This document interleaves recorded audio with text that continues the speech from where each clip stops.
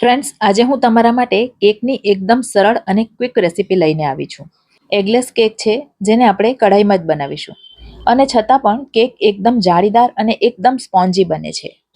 અને સ્વાદમાં તો એટલી ટેસ્ટી લાગે છે ને કે એકવાર જો તમે આ રીતે બનાવશો ને તો વારંવાર બનાવશો. તો ફ્રેન્ડ્સ, મારા વિડીયો તમને ગમતા હોય અને મારી ચેનલને તમે હજી સુધી સબસ્ક્રાઇબ ન કરી હોય તો પ્લીઝ જલ્દીથી સબસ્ક્રાઇબ કરી દેજો. ચાલો તો ટેસ્ટી અને ઇઝી કેક બનાવવાનું શરૂ કરીએ. તો સૌથી પહેલાં એક વાસણ લઈ લેવાનું. મેં અહીં ઢોકળિયાનું જૂનું કુકર લીધું છે, પણ તમે કઢાઈ પણ લઈ શકો છો. અને આ કુકરના તળિયે સૌથી પહેલાં તો થોડું મીઠું પાથરી દઈશું. આ રીતે મીઠું પાથરવાથી એક સરખો તાપ કેકમાં લાગશે અને વાસણનું તળિયું પણ ખરાબ નહીં થાય. હવે નીચે એક સ્ટેન્ડ મૂકી દઈશું અને કુકરનું ઢાંકણ ઢાંકીને એને ગરમ થવા માટે ધીમા તાપે મૂકી દઈશું. કેક મૂકતા પહેલા વાસણને આ રીતે પ્રીહીટ કરવું જરૂરી છે. હવે કેક જેમાં બનાવવાના છે એ મોલ્ડ અહીં મેં લઈ લીધું છે. તો મેં અહીં આ રીતે લંબચોરસ પ્રકારનું મોલ્ડ લીધું છે, પણ તમે ગોળ પણ લઈ શકો છો. અને સૌથી પહેલાં આપણે એનું ડસ્ટિંગ કરવાનું છે. તો એના માટે મોલ્ડમાં સૌથી પહેલાં ઘી અથવા તેલ પાથરી દેવાનું અને ફરતેથી બધી તરફ સરસ રીતે સ્પ્રેડ કરી દેવાનું. અહીં ધ્યાન એ વાતનું રાખવાનું કે વધારે પડતું તેલ કે ઘી નહીં લેવાનું.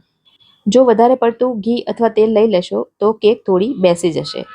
હવે 1 ચમચી જેટલો મેંદો એમાં પાથરી દેવાનો અને જ્યાં જ્યાં ઘી અથવા તેલ આપણે લગાવ્યું છે ત્યાં એને સરસ રીતે ચોંટાડી દેવાનો. ઉપર હાથ નહીં લગાવવાનો. અને સરસ રીતે બધી તરફથી ડસ્ટિંગ થઈ જાય એટલે મોલ્ડને ઊંધું કરી એક ઝટકો આપી એક્સ્ટ્રા મેંદો જે હોય છે એને કાઢી નાખવાનો. ચાલો તો હવે કેકનું બેટર બનાવવાનું શરૂ કરીએ. તો અહીં મેં લીધો છે 1 કપ મેંદો.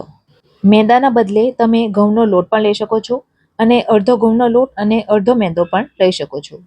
હવે મેંદા કરતાં અડધી એટલે કે અડધો કપ ભરીને દળેલી ખાંડ લઈશું અને એને પણ ચાળી લઈશું. ચાળવાથી ખાંડની અંદર જે કંઈ ગાંઠા હશે એ નીકળી જશે. ત્યાર પછી અહીં મેં લીધો છે અડધો કપ મિલ્ક પાવડર.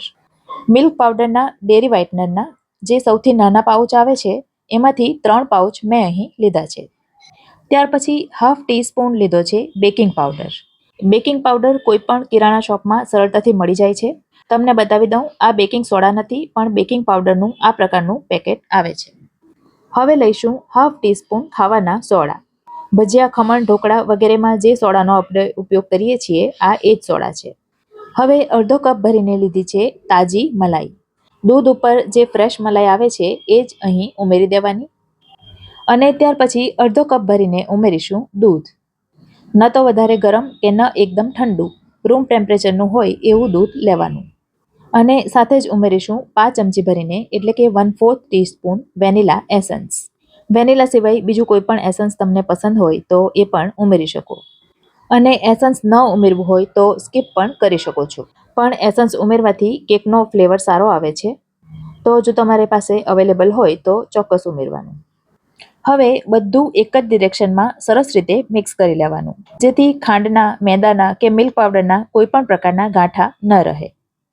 2-3 મિનિટ ફેંટશો એટલે સરસ મજાનું આ પ્રકારનું રિબન કન્સિસ્ટન્સીનું બેટર તૈયાર થશે.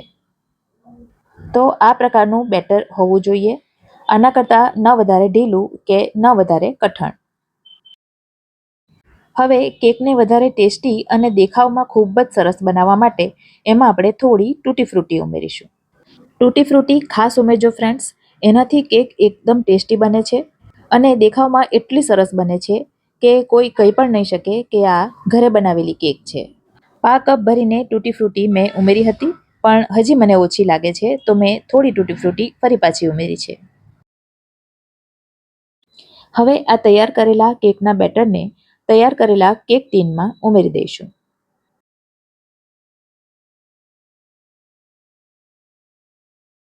અને ત્યાર પછી કેક ટીનને 2-3 વખત ડેપ કરી દઈશું, જેથી એક્સ્ટ્રા હવા જે અંદર હોય એ નીકળી જાય.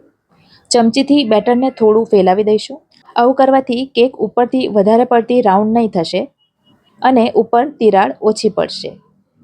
હવે સરસ દેખાવ માટે ઉપરથી પણ થોડી તૂટી ફ્રૂટી ભભરાવી દઈશું. આ તરફ કેકનું વાસણ પણ સરસ પ્રીહીટ થઈને તૈયાર થઈ ગયું છે. તો સાચવીને કેક ટીન એમાં મૂકી દેવાનું અને ત્યાર પછી ઢાંકણ ઢાંકી દેવાનું. ગેસની આંચ લો ટુ મીડિયમ રાખવાની અને મીડિયમ કરતાં થોડી ઓછી આંચ પર જ કેકને થવા દેવાની. 20 મિનિટ થઈ છે અને તમે જોઈ શકો છો કેક સરસ રાઈસ થવા માંડી છે.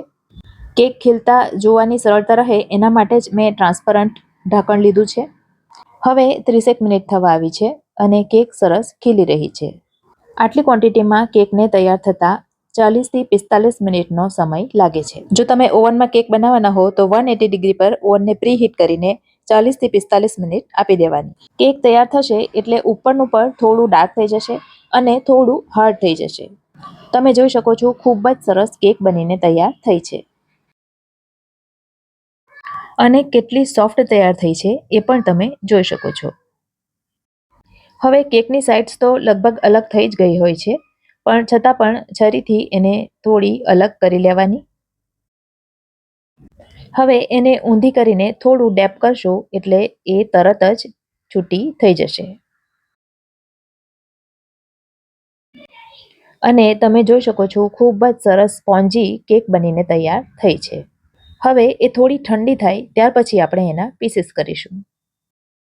તો આ રીતે બ્રેડ જેવી એની સ્લાઇસ કરી દેવાની અને તમે જોઈ શકો છો કેટલી સરસ જાળીદાર અને એકદમ સોફ્ટ કેક બનીને તૈયાર થઈ છે.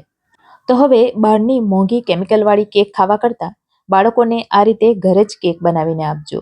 રેસીપી ગમી હોય તો લાઈક કરજો અને તમારા સર્કલમાં શેર કરજો. તો ફરી મળીશું આવી જ એક નવી રેસીપી સાથે. ત્યાં સુધી મને રજા આપો. આવજો.